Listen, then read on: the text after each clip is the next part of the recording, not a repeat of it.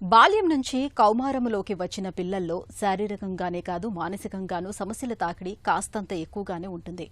టీనేజ్లో కొంతమందిలో అంతులేని ఆత్మవిశ్వాసం కనిపిస్తే మరికొందరేమో తీరని ఆత్మన్యూన్యతతో కుంగిపోతూ ఉంటారు.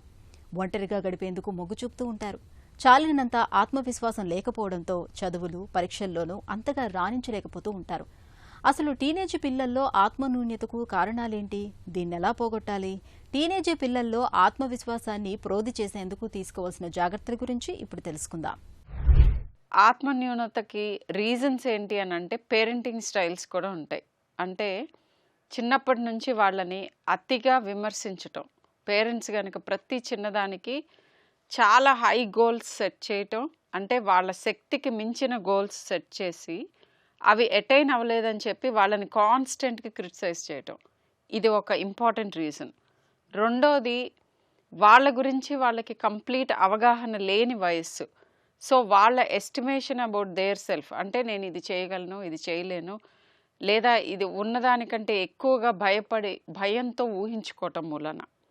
ఇంకొక ఇంపార్టెంట్ థింగ్ ఏంటంటే, చిన్నప్పటి నుంచి పిల్లలకి టాస్క్స్ ఇచ్చి వాళ్ళంతట వాళ్ళు చెయ్యాలి అని ఇన్సిస్ట్ చేసి self care, independent thinking and ఒక పర్టికులర్ ఒక చిన్న జాబ్ ఇచ్చి అది చేసి దాంట్లోంచి వచ్చే కాన్ఫిడెన్స్ని బిల్డ్ చేయటం, ఇవన్నీ కనుక చిన్నతనం మన పెంపకంలో కొన్ని లోపాలు ఉంటే అలాంటి వాళ్ళకి లో సెల్ఫ్ ఎస్టీమ్ చాలా తీవ్రంగా ఉంటుంది.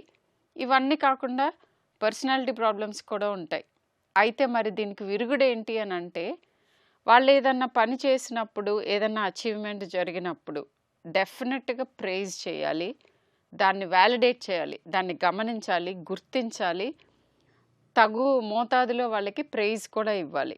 అండ్ వాళ్ళని చిన్నప్పటి నుంచి కూడా ఏజ్ రిలేటెడ్ యాక్టివిటీస్లో చిన్నగా కొద్దిగా పుష్ చేసి వాళ్ళంతటా వాళ్ళు పనులు చేసుకోవటం ఎప్పుడైతే మనం ఎంకరేజ్ చేస్తామో అలాంటి వాళ్ళల్లో ఏళ్ల తరబడి మెల్లగా సెల్ఫ్ ఎస్టీమ్ బిల్డ్ అవుతుంది. ఎవరికైనా కాన్ఫిడెన్స్ ఎక్కడి నుంచి వస్తుంది? ఏదన్నా ఒక పర్టిక్యులర్ పని చేసి ఆ పనికి అప్రిసియేషన్ దొరికినప్పుడు మన కాన్ఫిడెన్స్ మెల్లమెల్లగా బిల్డ్ అవుతుంది. సో ఇదొక్కటే దానికి సొల్యూషన్. అండ్ స్పెసిఫిక్గా కేస్ టు కేస్ మనం కనుక్కోవచ్చు, అంత లో సెల్ఫ్ ఎస్టీమ్ ఎందుకుంది, ఏదన్నా డిప్రెషన్ కానీ యాంగ్జైటీ కానీ ఇలాంటి అండర్లయింగ్ ప్రాబ్లమ్స్ ఏమన్నా ఉన్నాయా, వాళ్ళ గురించి వాళ్ళకున్న అవగాహన ఏంటి, దాంట్లో ఎంతవరకు నిజం ఉంది, అండ్ నిజమైన ప్రాబ్లమ్స్ కొన్ని ఉంటాయి, వాటిని సొల్యూషన్స్ మనం చూపిస్తే ఈ ఆత్మన్యూనత తొందరగానే ఓవర్కమ్ అవ్వచ్చు.